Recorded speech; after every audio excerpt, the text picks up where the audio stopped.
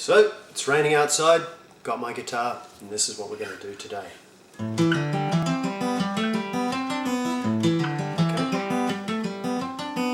Now, the first beat of this, by the way, is on the second note I play.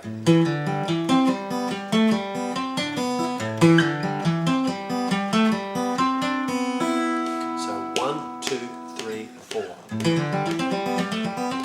1, 2, 3, 4.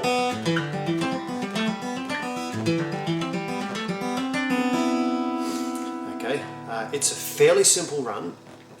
It uses only 2 fingers at a time, which makes it fairly, low on the work. And it's very predictable with your right hand, so flow's really easy. All I'm doing here, right, is playing 4 chord types.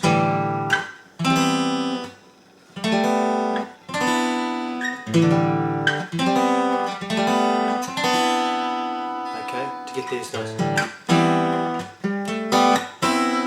nice runs, and I'm arpeggiating each of the chord types, of course, to get the run, which makes it good because the arpeggios themselves create the backing.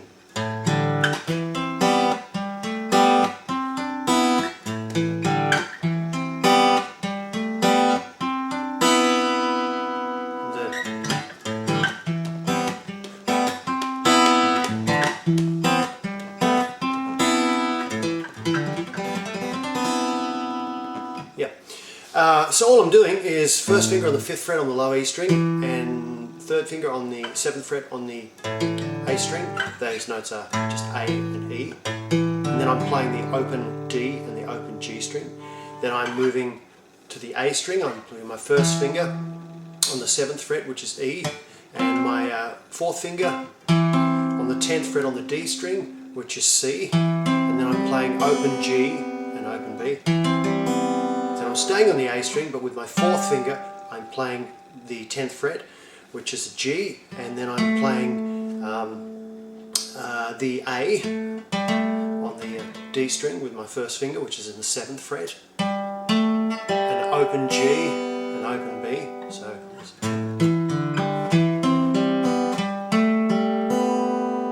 okay, then moving everything down 1 string, so I'm playing the 10th fret on the D string, which is a C with my 4th finger. 1st finger is on the 7th fret on the G string, which is a D, and then open B and open E. So they're the 4 groups, right? Now what I'm doing is to make it sound a little less predictable, I'm using the second note in each pattern 4 as my first beat, right? And 1 would be how it would start, and 1 and 2 and 3 and 4 and 1 and 2 and 3 and 1 and 2 and 3 and 4 and 1 and 2 and 3 and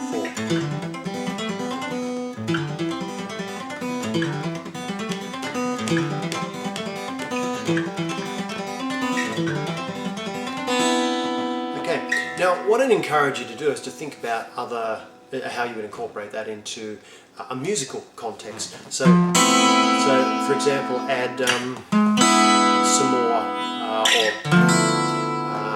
chords that are in the same sort of feel as that. I'll give you those 3 that I just did there as an example. So here I have what I'd best call an F major 7 add 11. Okay, now the best way to think about these shapes is that I'm basing them on a C chord, right? So if you go back down here and play a C chord with your it's nice when your open C doesn't work. So you play a C chord down here. If I take my 1st finger off the C and change it to an open B, I have a C major 7. Now, if I move that shape up, okay,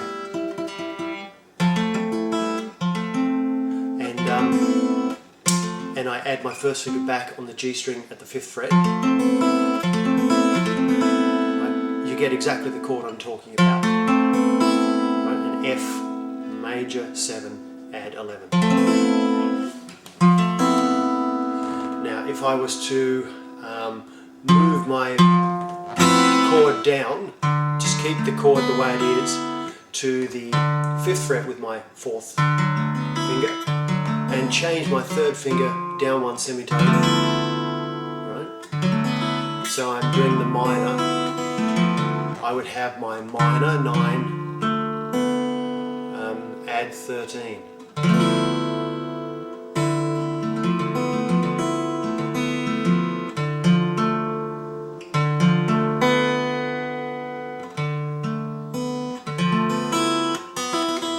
Being the 13th and the 9.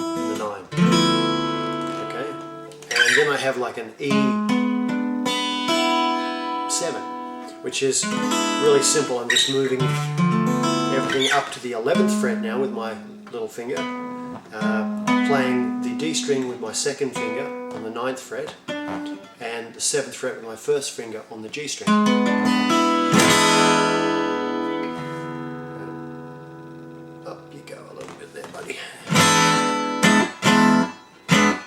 Okay, so I've just got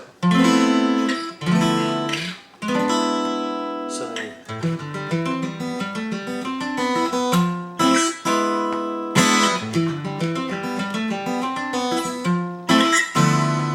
you can play with those, right?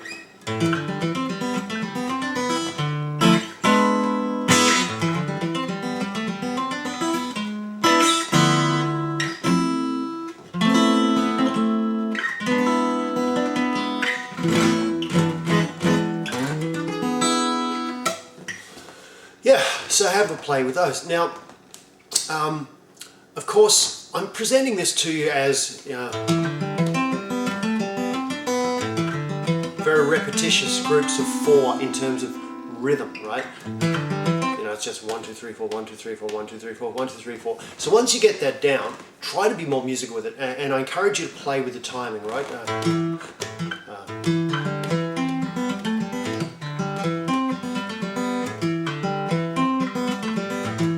And it doesn't matter if you're breaking with the patterns, right? It doesn't matter if you're missing notes out, you know. It doesn't matter if you're completely screwing with it. As long as you're following the general outline, then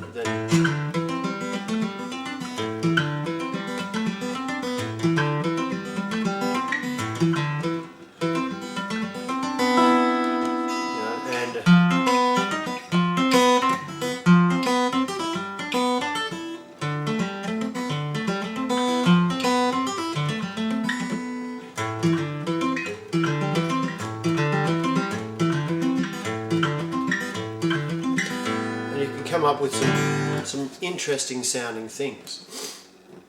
You know, and have a play with you know, other combinations of notes, and realize that you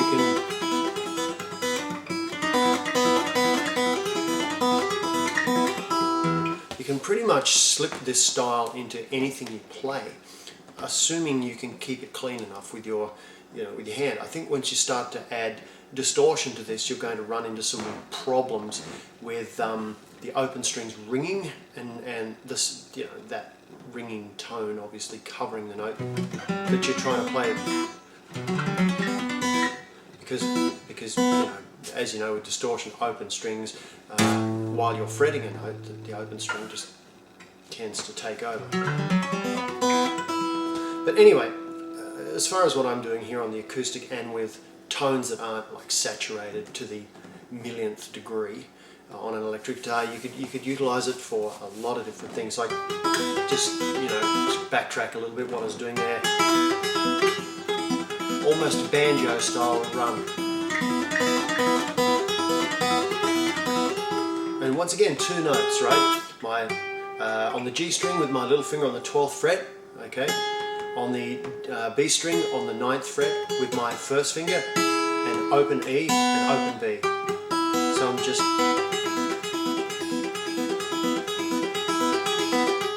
Then I'm moving to the D string, 12th fret, G string, 8th fret with my 1st finger, open B, open E.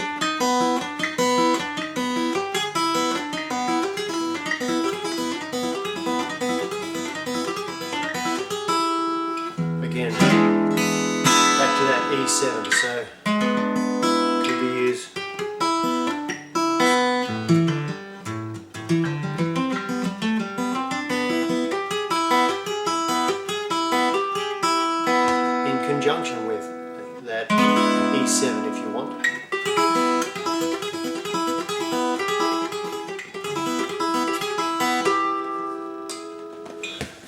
Yeah, so the idea is, once again, is just to play with things and see what your ear can guide you towards. As long as you're passing over grace notes that aren't in the key in a rapid enough fashion, it's like chromatics. They can work, really well at creating interesting tones. So don't be afraid of trying anything. In fact, try everything you can come up with, and have fun with it, which is the key. Okay, you take care. That's it for me.